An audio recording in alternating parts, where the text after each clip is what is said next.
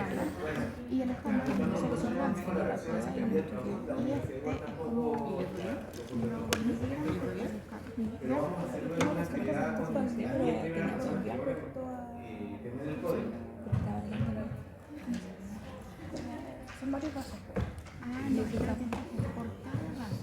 Voy a agradecer, para iniciar voy a agradecer la asistencia de todos los que están aquí. En mi criterio es muy importante la clase de hoy, puesto que se dan cuenta que el campo de empleabilidad de un químico farmacéutico es súper amplio, súper amplio. Pueden estar en un laboratorio clínico, pueden estar en una empresa de alimentos, y esta clase, esta y la siguiente clase son las razones por las que formalmente ustedes pueden trabajar en una industria de alimentos, figúrense. Estas dos clases pueden trabajar obviamente en la industria farmacéutica, son los referentes de la industria farmacéutica, pueden trabajar en campos clínicos, la farmacia hospitalaria, tienen un campo impresionante de trabajo, lo cual hace que sea bastante difícil abarcar tanto. Por ende, yo hago una pregunta así muy de corazón. ¿Ustedes creen que en dos clases nosotros podemos aprender todo lo concerniente al nivel? ¿O en una clase podemos aprender todo lo concerniente al nivel? Entonces, ¿qué les quiero yo transmitir con estas palabras? Que ustedes van a necesitar luego saber en qué se van a desempeñar y sobre eso que se van a desempeñar ir profundizando su propio conocimiento. O sea, ustedes son los principales actores de lo que quieren hacer y saber. Nosotros acá solo le damos directrices para que tengan un aprendizaje en dónde encontrar la información, de qué se trata un tema y obviamente darle las herramientas más básicas para que ustedes puedan salir al campo laboral con la mejor formación posible. La clase del día de hoy es análisis de alimentos, control de calidad de alimentos. En esta sección específica, en la primera parte, vamos a determinar carbohidratos y proteínas. Vamos a centrarnos en esas dos secciones. Para ello, vamos a enmarcar en la unidad 5, siempre control de calidad de la unidad 5, tiene este objetivo que es evaluar la realización de controles analíticos y microbiológicos a medicamentos, cosméticos y en este caso alimentos. ¿Bien? Decirles una cosa, ¿por qué creen ustedes que tiene cabida un químico farmacéutico en la industria alimenticia? Quiero saber como su opinión, su feedback. ¿Tiene conocimiento sobre control de calidad? ¿Tendría conocimiento sobre control de calidad? Bien, bueno, un poco de eso debería quedar algo de eso hoy. Control microbiológico, muy bien. ¿Por qué otra razón? Una razón que se acerque más al desempeño profesional. Muy bien, porque la salud no necesariamente es la paliación patológica. La salud como un fenómeno abarca mucho más que eso. La salud como un fenómeno también tiene la salud familiar, la salud preventiva, entendiéndose, y lo dice la Organización Mundial de la Salud, que la salud como un estado general concierne a las capacidades físicas y mentales de una persona. ¿Bien?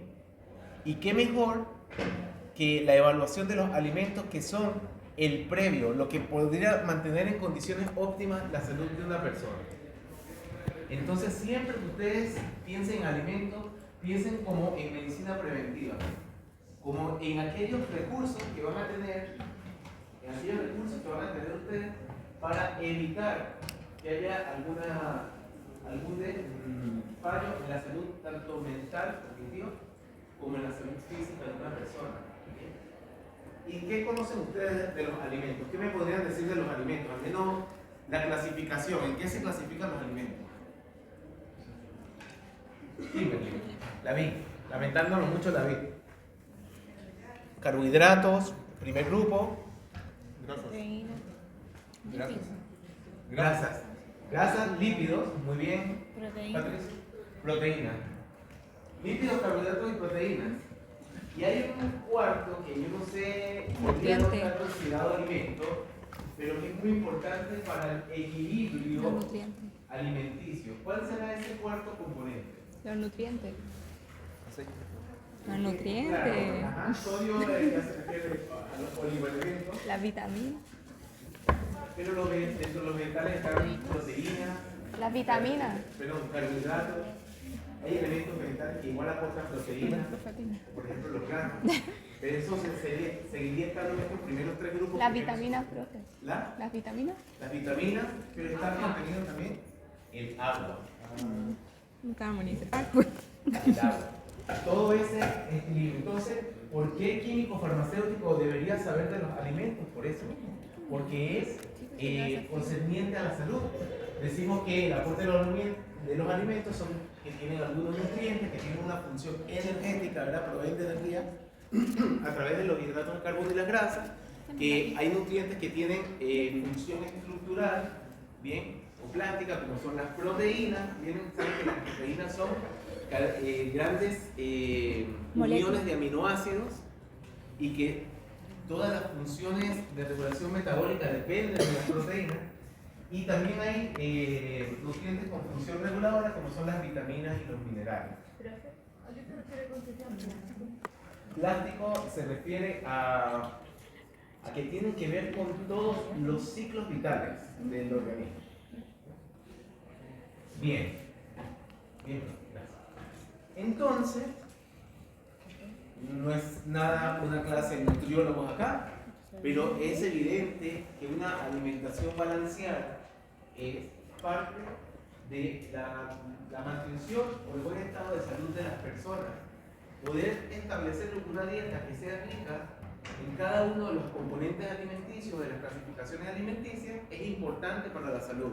Bien, y cada uno de estos segmentos que aparecen allí como un ejemplo, vegetales, frutas, granos integrales y proteínas saludables, son parte de la alimentación balanceada que todos nosotros deberíamos tener como ejemplificadores de la salud. Químicos farmacéuticos, ejemplificadores de la salud. Como están viendo un anuncio publicado por la Escuela de Salud Pública de Harvard, ¿bien? Donde establece cuáles son los principales grupos de alimentos que se deben consumir para tener un buen estatus sanitario, una alimentación balanceada y saludable. Muy bien. Entonces, pero en la vida moderna, ahora en la ciudad, como nosotros vivimos, acá, Jumbo, Líder, Santa Isabel, no sé, comida rápida porque el completo aquí en la esquina y todo eso nos lleva a una alimentación que es circunstancial, momentánea. Y eso fue muy bien entendido con el inicio de la revolución industrial inglesa en el siglo XIX. Procesando algunos alimentos de forma que pudiesen mantenerse a lo largo del tiempo y fuesen de utilidad máxima para la persona, de rápido uso y de conservación. Y con eso vinieron los que reconocemos hoy como los alimentos procesados. Los alimentos procesados necesariamente son enriquecedores para la salud.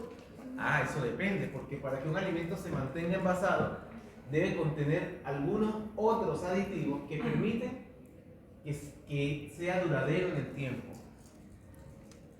Y estos alimentos procesados realmente informan el valor nutricional, lo que nosotros requerimos: proteínas, azúcares, grasas.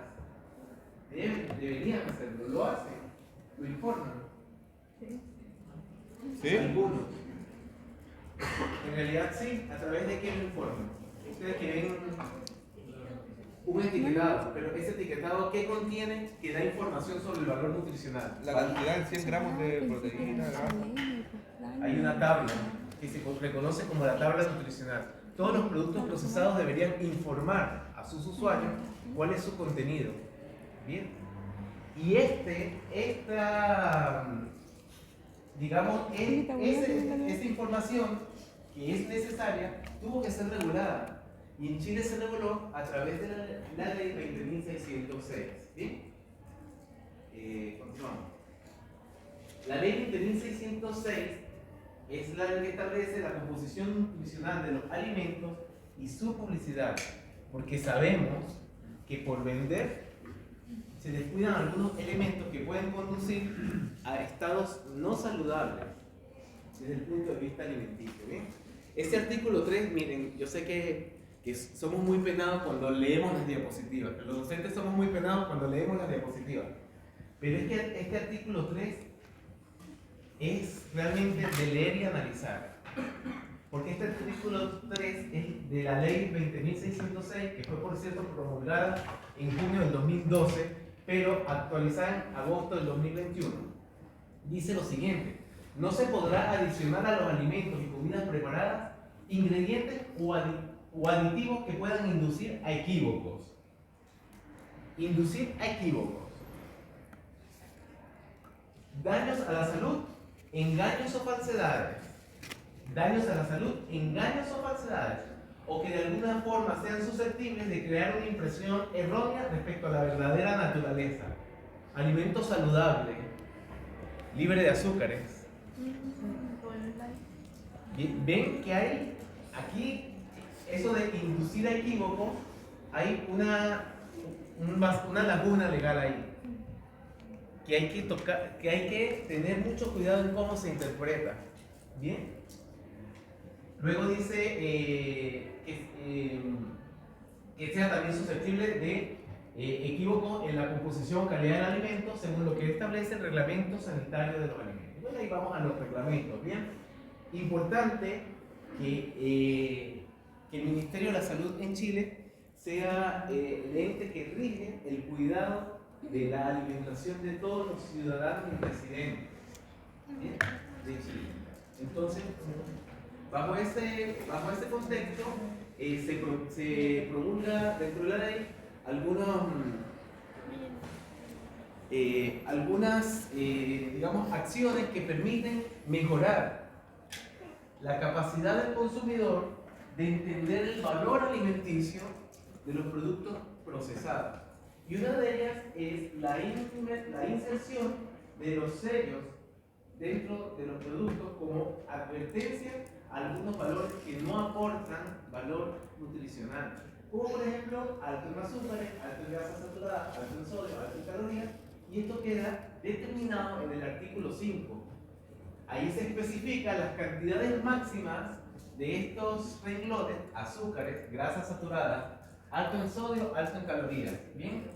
Tanto para alimentos sólidos como para alimentos líquidos. Y queda establecido las cantidades máximas antes de que un producto deba explícitamente llevar este sello. ¿Bien? Aquí está la tabla. ¿Y ahí qué pasa, por ejemplo, con las cosas como del McDonald's, que no traen ni siquiera en la caja? Ajá. Eso está dentro de los vacíos legales. ¿Cómo la ley protege a los usuarios de la comida chatarra o la comida de rápida manufacturación? La protege hasta que usted es mayor de edad. ¿Bien? ¿Cómo la protege? Estableciendo que no se pueden vender en recintos escolares y universitarios este tipo de comida. Y dentro de los subsidios alimenticios que da la universidad, por ejemplo, a estudiantes universitarios, como ustedes lo saben, la FUNAEP, está establecido que no se puede comprar comida de este tipo con el subsidio. Y eso está establecido por reglamento. ¿Bien? Luego hay unas resoluciones exentas que dejan claro que no es positivo para la alimentación este tipo de comida. Está establecido también. Profe, una consulta con eso, con los productos que ahora ponen como en remate de que así como que van a vencer, ¿es bueno comprarlo o no? El producto que establece una fecha de vencimiento debería no ser consumido después de esa fecha de vencimiento, porque la fecha de vencimiento de los alimentos es producto de un análisis de estabilidad alimenticio, es muy distinto de los medicamentos. Lo recomendable es no hacerlo. ¿Bien? Lo rematan, sí. Si usted va a comprar un producto que va a consumir al día siguiente, está aún dentro de fecha de caducidad, está bien. Lo que es incorrecto es hacer el remate después que ha sobrepasado la fecha de caducidad, porque eso está prohibido por ley.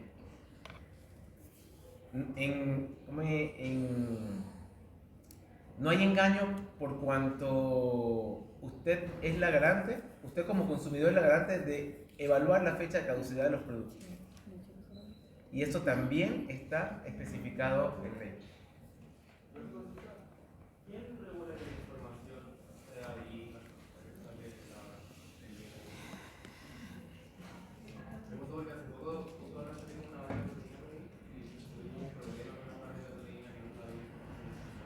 Precisamente, al igual que los medicamentos, el ente regulador es el ISP, que tiene que hacer supervisiones sobre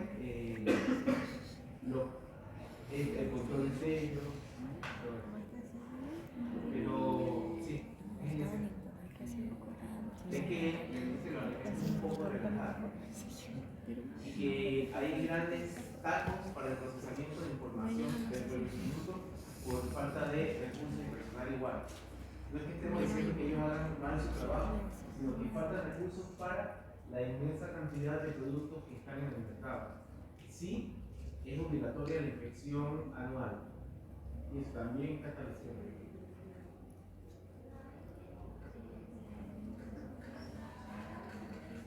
Una vez que se superen esas cantidades que están aquí en la tabla, deben llevarlo a cero. Cuando se superen por menos del 0,01%, automáticamente debe llevarlo a cero. Esta tabla de los sellos tiene muchas, digamos, lagunas desde el punto de vista del vendedor industrial y hay reclamos de ello, pero hasta la actualización que se le hizo en 2021 no se han hecho más modificaciones y esa es la que estamos presentando el día de hoy. Bien, sí.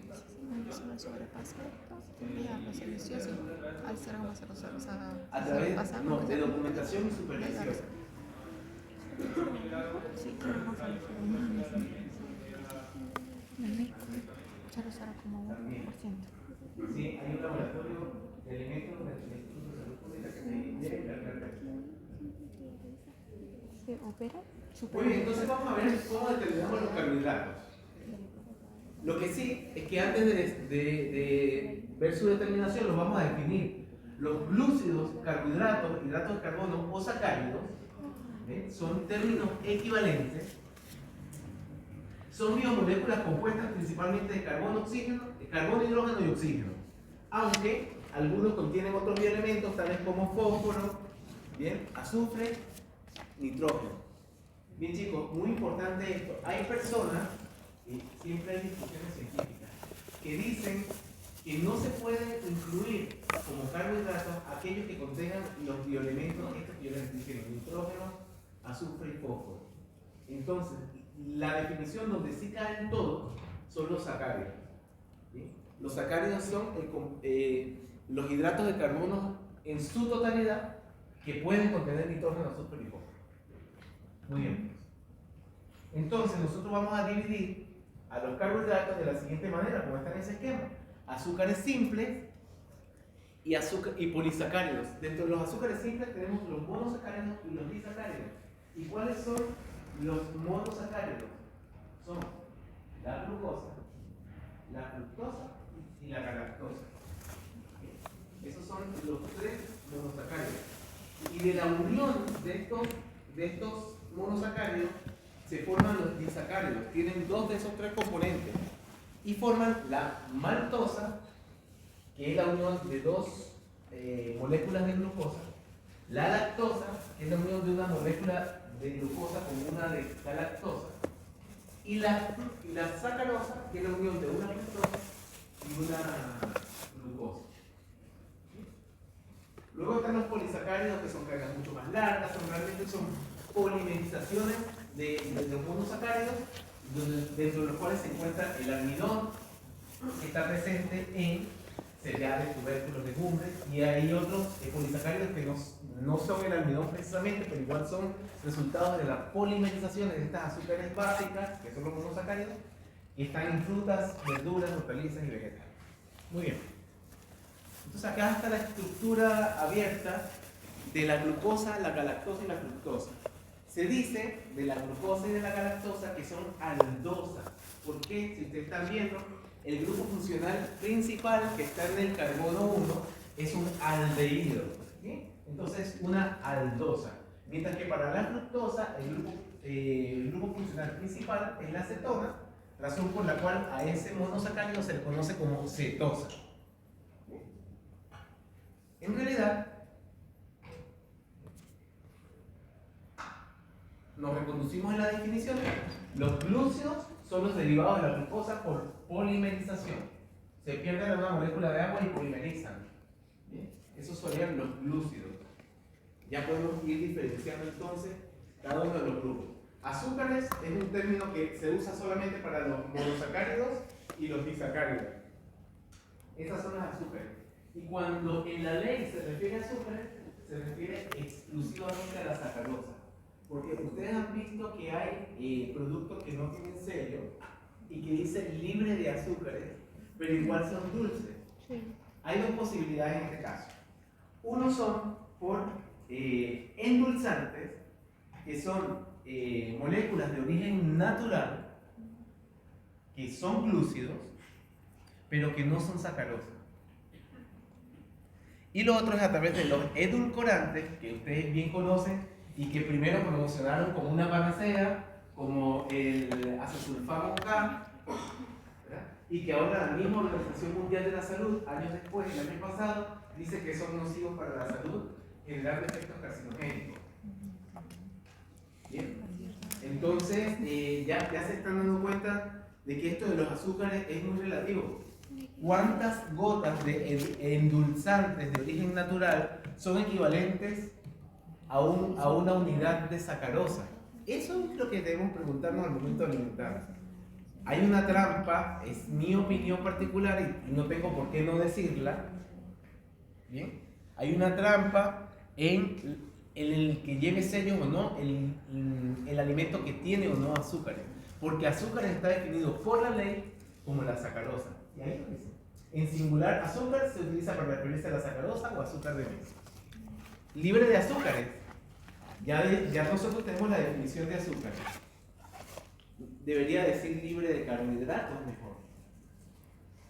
Pero libre de azúcares nos conviene.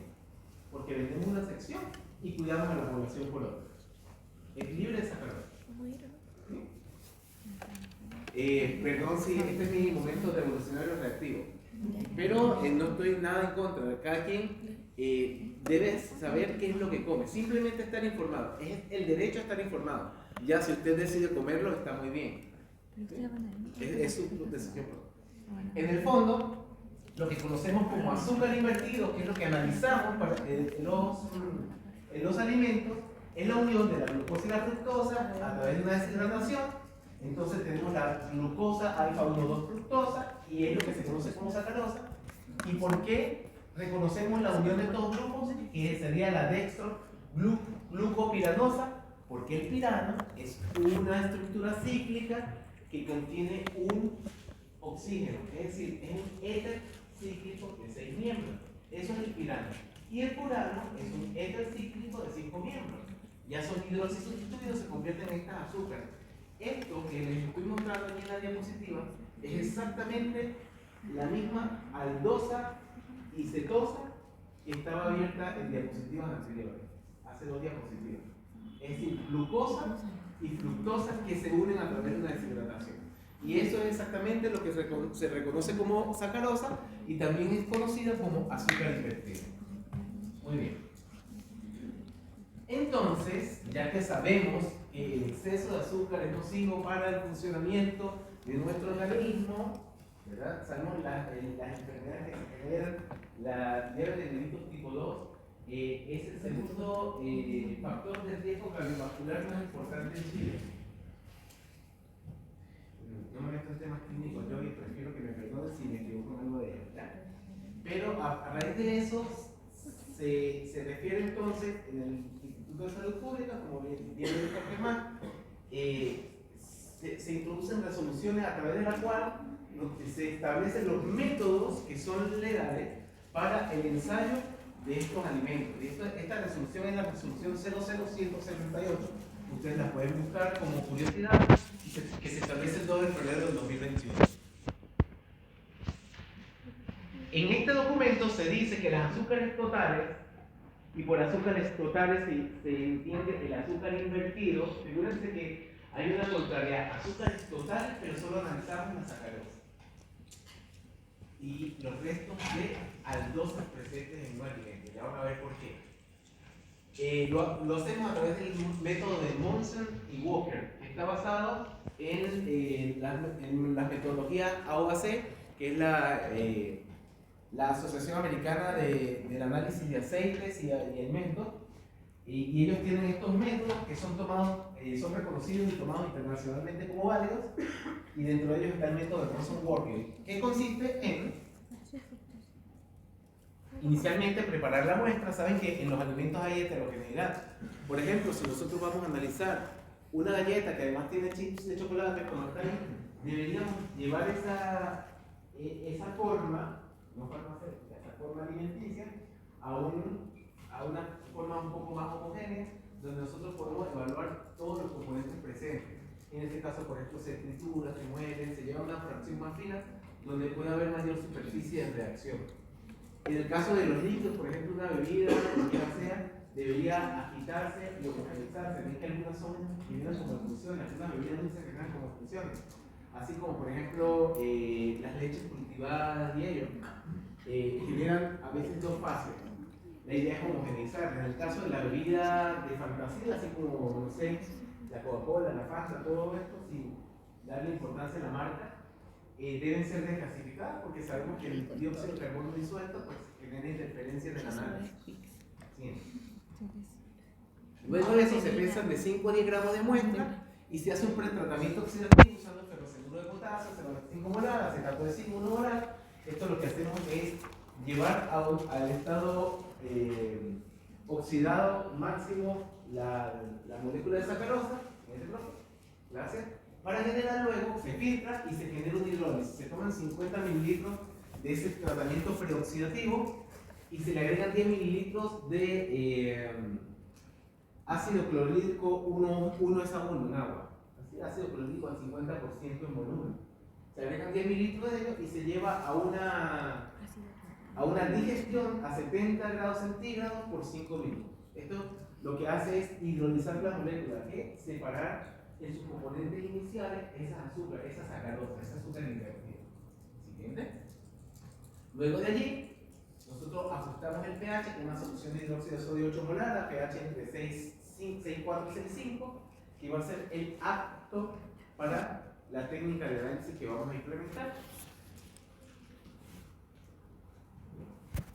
De esa muestra tomamos 50 mililitros de la muestra ya oxidada, hidrolizada, completamente digerida y llevada a medio básico. Tomamos 50 mililitros y agregamos soluciones de Ferrin. Las soluciones de Ferrin es una solución básica que regula el sistema, y el Ferrin 1 es una solución de sulfato de cobre, por eso está así como color azul. Cuando nosotros agregamos la solución de Ferrin a estos aldehídos que están formados en una piel, lo que estamos generando es la precipitación de óxido de cobre. Y esa precipitación de óxido de cobre es directamente proporcional a la cantidad de las aldosas presentes en la muestra.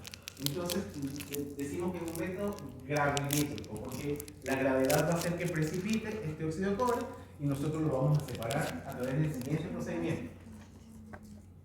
Vamos a llevar a ebullición por 6 minutos, vamos a filtrar, vamos a lavar este precipitado con alcohol al 70%, vamos a desecar a 105 grados por 30 minutos y luego vamos a pesar el óxido de cobre formado. Muy bien.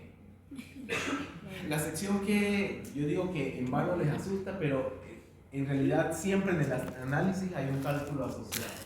En este caso nosotros vamos a ver cuántos miligramos de óxido cuproso se formó, restando el diferencial del peso del crisol o del papel. Si lo pesamos el crisol, ya debemos haberlo pesado limpio, seco, desecado inicialmente, o igual con el papel, y luego vamos a ver cuánto pesa cuando tiene sobre su superficie el precipitado de óxido cuproso, que por cierto son unos cristales rojos demasiado lindos, demasiado llamativos. ¿Bien? Vemos cuánto de ese precipitado se formó y nos vamos a una tabla estadística. No chicos, aunque sí es estadística porque proviene de unas proyecciones que hicieron ellos, Monson y Walker, por eso el método se llama así. Vamos a ver cuánto de ese óxido cuproso se formó y lo vamos a buscar en la tabla. Fíjense que aquí aparece óxido cuproso, cantidad de azúcar invertida, óxido cuproso, cantidad de azúcar invertida, óxido cuproso. Supongamos que a nosotros se nos formó 95 gramos, en el análisis se nos formaron 95 miligramos, perdón, de óxido cuproso. ¿Cuál valor de la tabla toma? 94,9. Es el valor más próximo. Perdón, no. ¿Dónde estamos? Óxido Al otro lado, cuproso. al otro lado. Al otro lado, profe. No, al otro lado. Más allá.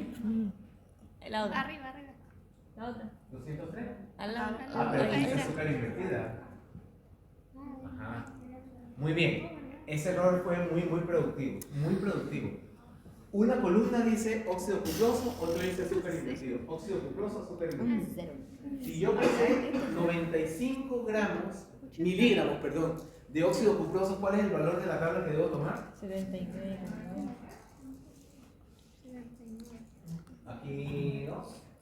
Este 79,9. Es el más próximo.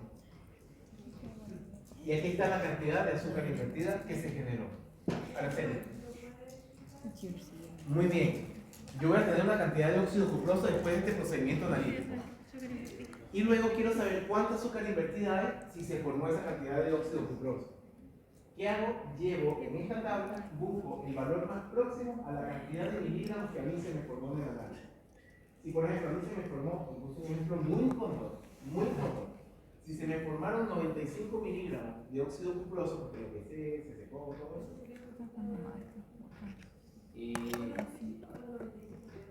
No, práctico. Vayan a la definición anterior. Estos miligramos, o sea, la recta de multiplicado por mil, me dieron los miligramos. Sabemos que estos pesos están en gramos, por eso se multiplica por mil, pero es cuestión de balanza. Aquí no hay ninguna dificultad, sino lo que la balanza me dice. Y es el óxido cuproso que vimos por multiplicar el robo por mil, porque yo no estoy diciendo. Me dio 95 miligramos. Entonces yo voy a la tabla donde dice óxido cuproso y busco el valor más cercano a 95. Entonces está el 69,9 y 139,6. ¿Cuál tomo? El 79. Muy bien. Todos los métodos tienen errores sistemáticos asociados. Nadie ha dicho que el análisis de los elementos es tan preciso como el de los medicamentos. Ni siquiera estamos hablando de HPLC. Gravimetría, y así como se hace, y esa es la metodología oficial del ISP. A mí no me digan nada, yo solamente se lo estoy comunicando. ¿Bien? Aquí está, entonces ahí está, buscamos este valor en la tabla, ¿cuánto dio? 36,3. Azúcares invertidos, 36,3 miligramos de azúcar invertido. Siguiente. Entonces luego, el valor equivalente en miligramos de azúcar invertido tiene que ser el peso del precipitado de óxido cuproso. ¿Qué valor sería ese A en el ejemplo que yo les estoy dando? ¿Cuál? No. No, 36,3. 95. Volvamos por peso del precipitado de óxido cuproso. Muy claro. Peso del precipitado de óxido cuproso. 95. Multiplicado por B, azúcar invertido equivalente a miligramos precipitado de óxido cuproso más cercano a la tabla. ¿Cuánto es? 36,3. Eso. ¿Cuánto? 36,3. 36,3. Dividido entre la masa de precipitado de óxido cuproso más cercana a la tabla. ¿Cuánto era? 79,9. En realidad, esta ecuación es un factor de corrección del error tan grande, como bien lo dijo Noemí, del error tan grande que muestra la tabla. Pero al final, ¿por qué? En realidad, no es la Porque es el cantidad de valor más puntos, cercano más al un factor de 95. Muy bien, siguiente profe. Al finalizar, y es lo que importa, son el porcentaje de azúcares totales expresados como azúcar invertido. Sería la masa de azúcar invertido en miligramos por 10 por 100 dividido entre el peso total de la muestra. Y ahí está el porcentaje. Profe, y el peso total de la muestra sería los 95, los 79,9 El peso y los total de la 36, muestra ¿no? es lo que usted pesó al inicio del alimento. 5. Estaba entre 5 y 10. No era un peso específico. El método decía entre 5 y 10. Al inicio, la primera diapositiva, no se la pueden buscar, decía pese entre 5 y 10 gramos del alimento. Ese es ese peso M. A es la masa en gramos de azúcar invertido que anteriormente nos dieron los miligramos por 10%. ¿De dónde sale eso? Es realmente una conversión lineal, ¿ya? Muy bien, así es como se calcula el porcentaje de azúcar. Escuchen bien, el porcentaje de azúcar invertido, es decir, sacarosa en un alimento. Realmente sacarosa no necesariamente proviene solamente la sacarosa, y les voy a decir por qué. Aquí está la reacción asociada.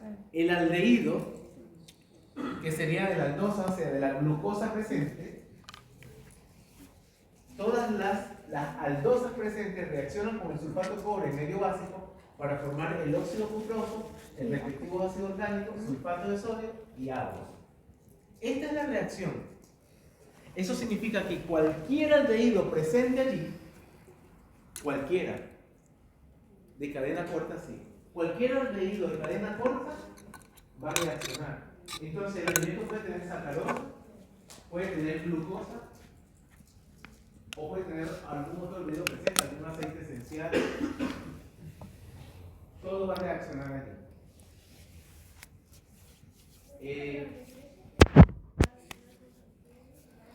Con cualquier aldosa o cualquier aldehído de perro. Muy bien, entonces, para el aseguramiento de la validez del ensayo, que es lo que a un jefe de control de calidad de la industria alimenticia le importa, existen 3 posibles niveles. ¿Sí? 3 posibles niveles. El primero es un ensayo de intercomparación o de actitud del sistema, que se debe hacer anualmente. Para eso debe tener un Z menor o igual que el valor absoluto de 2. Eso de Z, a mí no me pregunten nada, tienen al profe de estadística aquí enfrente. ¿Bien? ¿Ya se acuerdan del Z? Bien. ¿El Z daba una idea de qué? ¿Error sistemático o error aleatorio?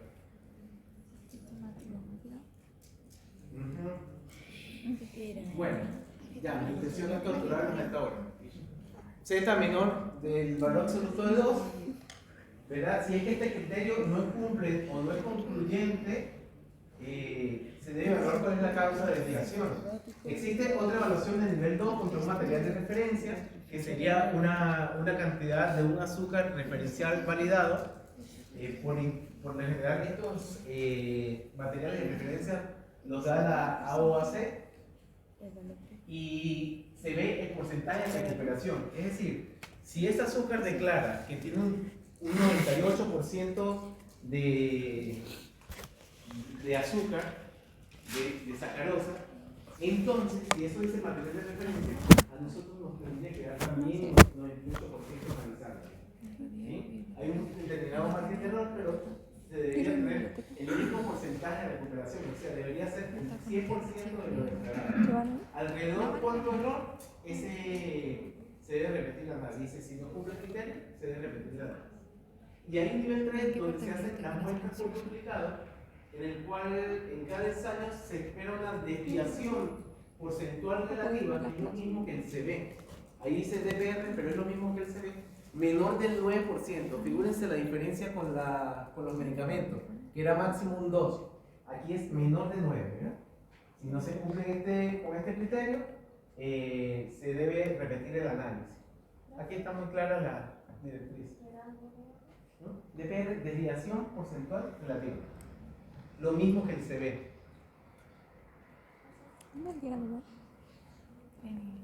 Bien, chicos, vamos a hacer un breve acto aquí, profe. Vamos a salir de esta presentación. ¿Eres en promoción? Sí, pero déjame. Yo lo que pasa es que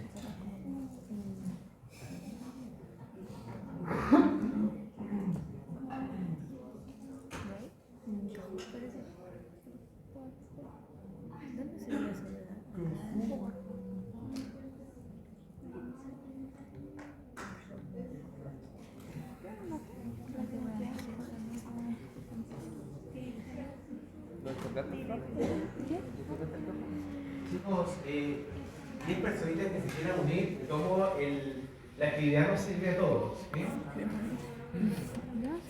Intenten colocar un nombre que no sea vergonzoso para mí.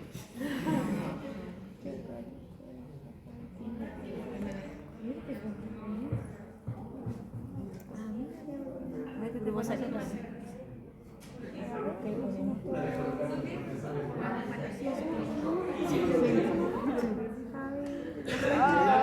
¿Te quedas uno? ¿Qué? ¿Tú dónde te fue? Ah, ya. Ah, ponen a todos. La ponen. Bueno, hay 4, se pueden unir. Todavía algunas personas más. Miren, les cuento algo muy... antes de la pandemia teníamos alguna actividad que era ir a una industria y fuimos a Carozzi a ver la elaboración de pasta. ¿Y cuál es la empresa rival de Carozzi? O sea, rival de Luquetti. Bueno, hicieron un juego parecido a este y uno de los estudiantes se le ocurrió colocar como fin Luquetti. Y por normativa de la empresa, las personas no pueden mencionar ese nombre dentro de la empresa. Entonces, la señorita que nos estaba atendiendo tenía que decir la empresa X, el grupo X, porque no podía mencionarla. Bien. Porque no podría mencionar esa Pensando, vamos a empezar.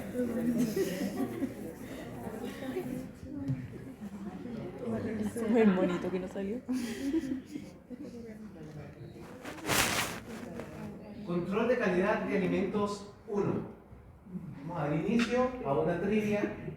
Vamos a hacer simple pregunta. La sacarosa es un disacárido compuesto de glucosa, galactosa, fructosa o galactosa, fructosa. Así como pregunta de solemne, me parece. glucosa. ¿Cuánto dijiste? Glucosa. Parece que es glucosa y fructosa. 3, 2, 1. Muy Bien. bien, se inclinaron por glucosa fructosa y esa es la respuesta correcta, chicos. La sacarosa, que es lo que estamos analizando para este procedimiento, es glucosa fructosa. ¿Te acuerdas de Muy bien. la L-glucosa? Muy bien para La L-glucosa, que era el aldehído, y la fructosa, que era la acetona. Muy bien, peligro barrera, parece ser que va a la cabeza. Chequi en segundo lugar y rico en azúcar. ¿Eh? ¿Y nosotros? Tercer lugar con Siguiente. Me demoramos mucho. El método Monson-Walker para el análisis de azúcares totales es un método espectrométrico, gravimétrico, volumétrico o espectrométrico.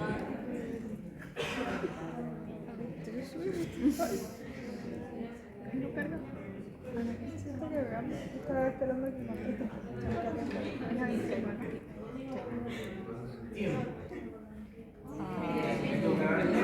Muy bien. En realidad aprovechamos la precipitación del óxido cuproso para medir la cantidad de aldosas presentes. Bueno, tenemos cambios en el podio.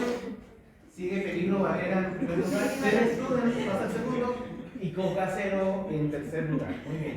Siguiente.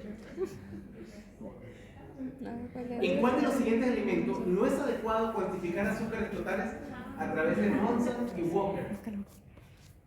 Chocolate amargo, galletas con exceso de almidón libres de lactosa, bebidas gaseosas o postres lácteos de formulación compleja. Dale. Porque no sale de todo.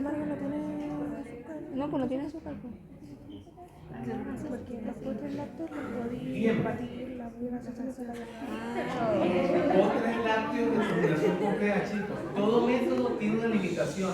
La limitación del método de Monson y Walker es precisamente que algunos productos lácteos no pueden ser analizados a través de esto por haber algunas interferencias. Y cuando decimos compleja es que en realidad haya múltiples componentes interferentes. Muy bien. Siguiente. Coca Cero pasa el mando y se une al cuadro de honor Grupo Fructosa. Muy bien, siguiente. Chicos, por doble puntuación. ¿Cuál es la cantidad máxima de azúcares totales permitidos en un alimento sólido para que no tenga sellos en su envase?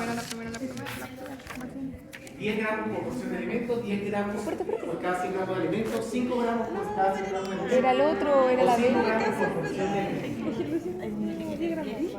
¡Oh! ¡Tan rápido! 10 gramos por cada 100 gramos de alimento. Miren chicos, esta respuesta, que está en una serie de sencilla, ha generado gran polémica. Porque hay alimentos, y yo voy a entrecomillar estos alimentos, barritas energéticas, ¿verdad?, que poseen grandes cantidades de azúcar por cada 100 gramos, pero que en la unidad no hacen ni siquiera el 1% del requerimiento diario. Entonces, estas empresas reclaman, ¿pero por qué? Si yo vendo una barrita a una persona que se coma 3 barritas al día, no va a lograr ese requerimiento, pero porcentualmente, es decir, por cada 100 gramos de alimento sí estoy elevado. ¿Por qué tendría que llevar sellos si yo no voy a colaborar con la porción de azúcar que lleva a la persona a un estado un estado no sanitario, o voy a perjudicar la salud de una persona? Esto es la visión del comercial empresario. La visión de protección del Estado de Chile es que no, que debe ser, la relación siempre debe ser porcentual y que la persona simplemente debe estar notificada. Que la implementación del sello no es no necesariamente debe disminuir la venta del producto, pero sí la información para la persona. Entonces, nada, quería dejar esa moraleja. Vamos a la última pregunta entonces, chicos. Vamos a la última pregunta. Ajá, sigue Coca Cero en primer lugar. Y TED Student pasa al cuadro 1. Siguiente. Vamos a la última pregunta. Por puntos dobles también. ¿Cuál es la cantidad máxima de azúcares permitido en un alimento líquido para que no tenga sellos? Muy desolente también. De 5 la.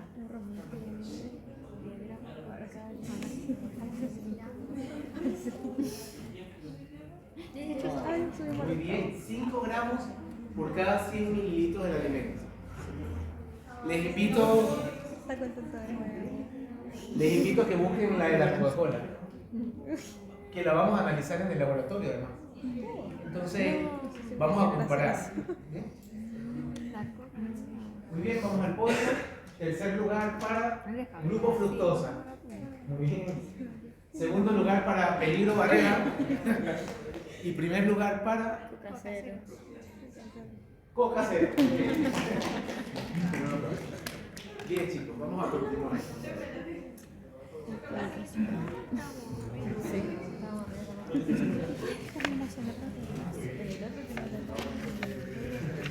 Bien chicos, otro de los propósitos de esta clase es evaluar la determinación de proteínas. Como ustedes saben, las proteínas son muy importantes y las proteínas pueden venir desde el origen vegetal, tanto como del origen animal.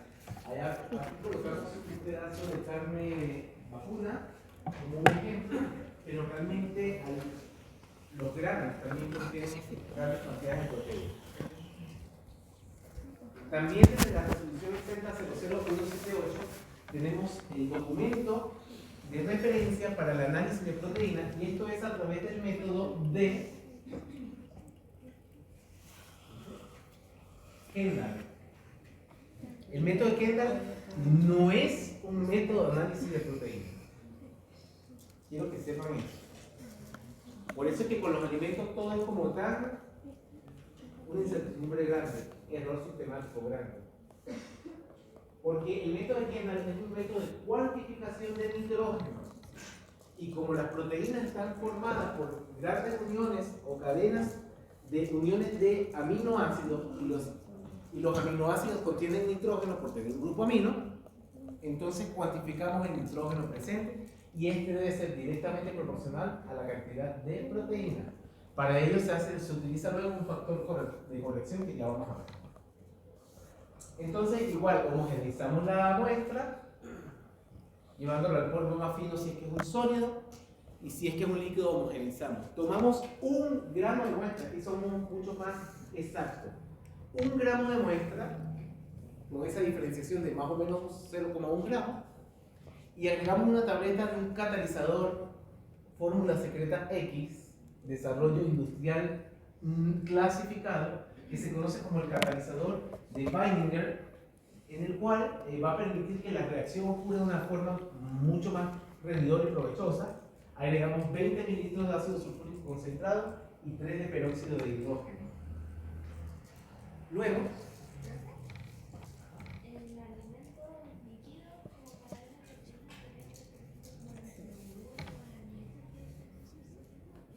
le voy a dar un ejemplo así muy sencillo.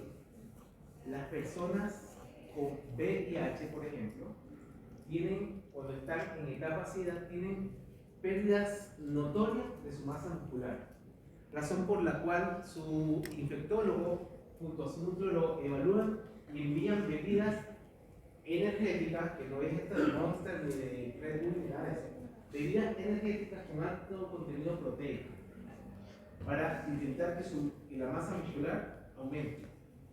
Y ese, por ejemplo, es un ejemplo de un alimento que es líquido y que contiene grandes cantidades de proteínas. ¿De dónde toman esta proteína? Siempre la proteína va a ser en realidad un sólido, pero que va a estar disuelto en una solución, una emulsión, una suspensión, por lo que una suspensión.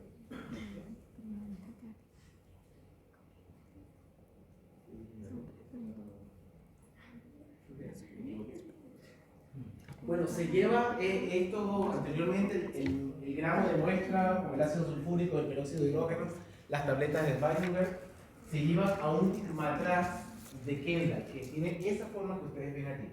Ese matraz de Kendall se hace una digestión, lo que se conoce como una digestión, es decir, nosotros con el ácido sulfúrico denaturalizamos la proteína llevándolo a su expresión más sencilla, y se hace a través de un calentamiento a bajas presiones. En ese gráfico que tenemos allí lo estamos mostrando de una manera muy casera, así, muy de laboratorio antiguo, pero realmente se hace a bajas presiones ahora. Luego, al resultado de esa digestión se neutraliza y se lleva a medio básico con hidróxido de sodio concentrado y se genera luego un reflujo o una destilación en la cual el producto va a caer sobre una cantidad conocida de un ácido estándar. Ese ácido estándar por lo general es ácido bórico. ¿Qué le ocurre a un ácido cuando le cae una base? ¿Lo dijo bien? Dígalo más alto. Se neutraliza. ¿Y cómo nos damos cuenta de cuál es el punto de neutralización?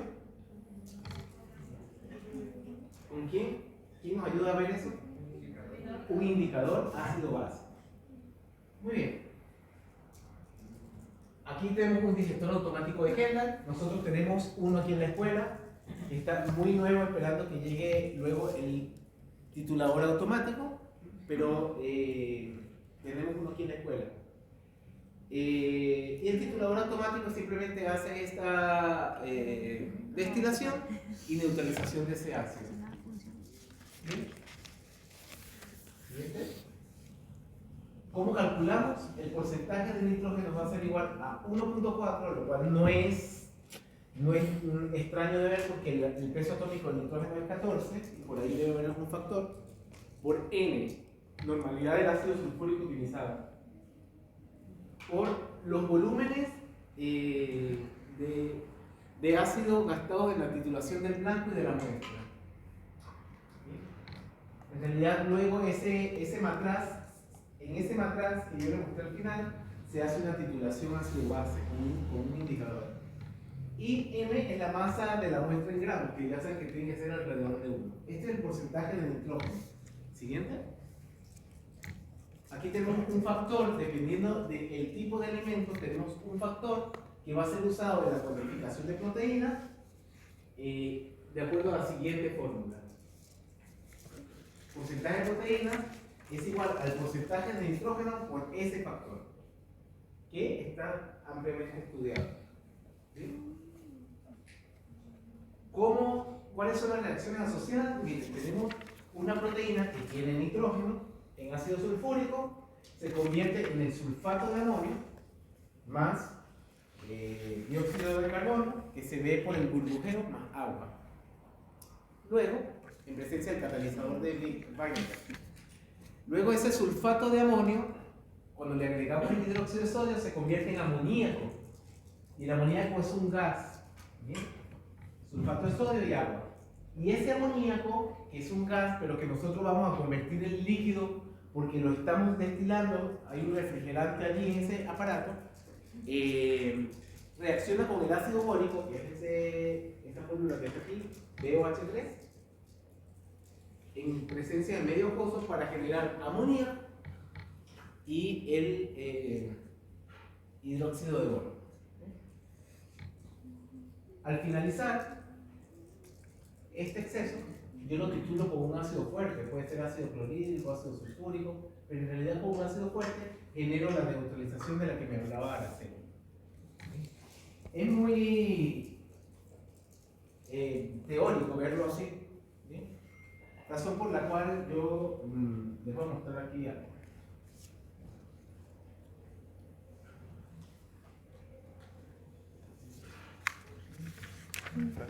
¿Sabes si la clase que van a subir hoy únicamente va a subir? No, no, no. ¿Son 4 clases? ¿Son 4 clases que han? Sí, creo que es.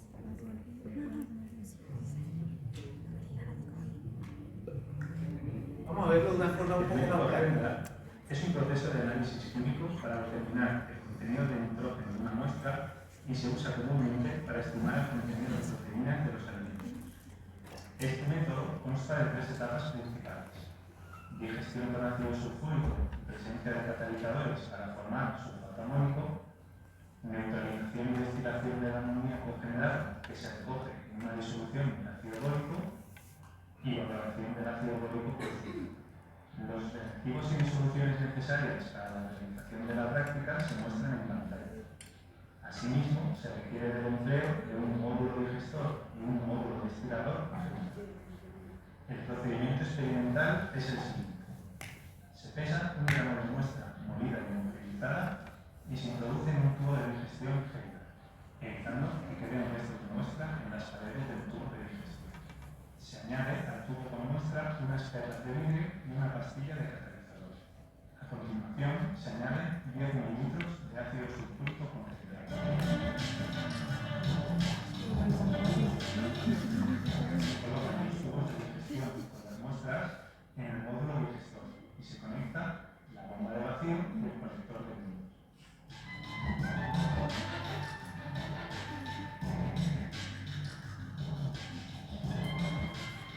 Se acciona el interruptor y se realiza la digestión a una temperatura de 200 grados durante 90 minutos. Finalmente, se deja enfriar la muestra a temperatura ambiente.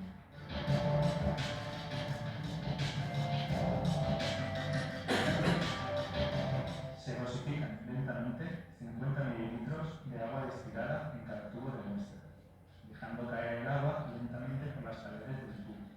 Por otra parte, se introducen 25 mililitros de ácido bórico en una jarra de Meyer de 250 mililitros y 2 o 3 gotas de indicador mixto.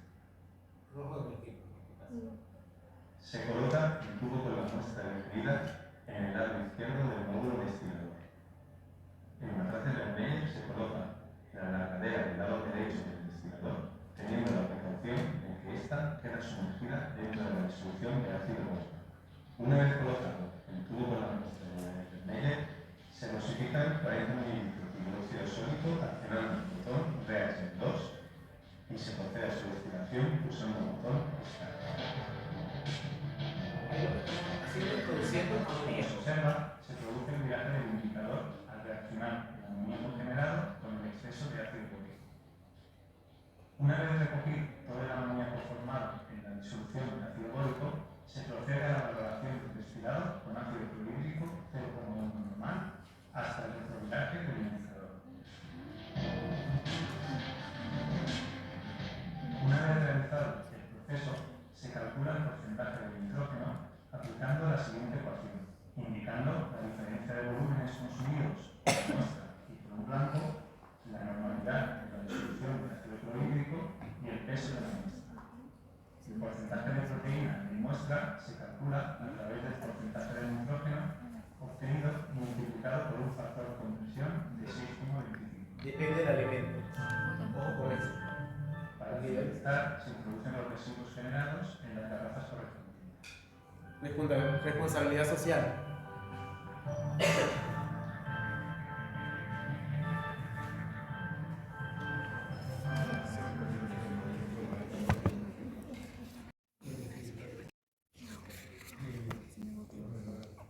Bien chicos, ven, esa es una visión un poco más práctica. Nosotros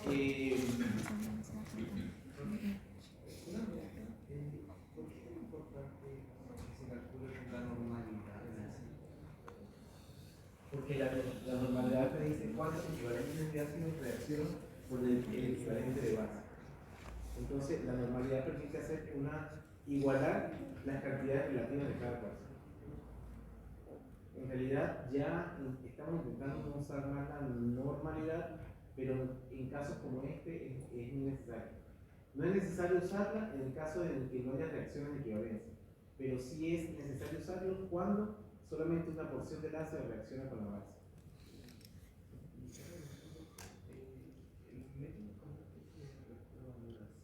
Sí. No es ni especie ni necesita la fórmula. Es derechamente una retrovariación. Perfecto. Muy bien. Bueno, muy bien. El método es aplicable con un alto y bajo contenido en grasa con un mínimo de proteínas de 0,8 por cada 100 gramos. Es decir, esta es la cantidad mínima cuantificable. Bien chicos, ¿alguna duda?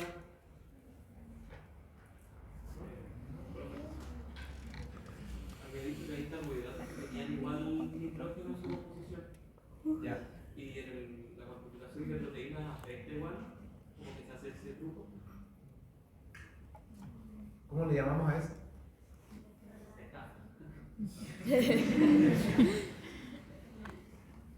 Yo ni siquiera voy a responder lo que dijo Ian, ¿ya? Sí, hay interferencia. Cuando existen carbohidratos, claro, que las cantidades de nitrógeno presentes, no lo llamemos carbohidratos ya, ¿verdad? Llamémoslo en sacáridos. La cantidad de nitrógeno presente en sacáridos son muy pequeñas respecto a la cantidad de nitrógeno presente en proteínas. Entonces, digamos que el error se suele obviar. No voy a decir más nada. Eso, usted dejó su conclusión profesional porque usted está a un paso de titularse químico farmacéutico. Es eso lo que hay que ver cuando eres el inspector del ISP.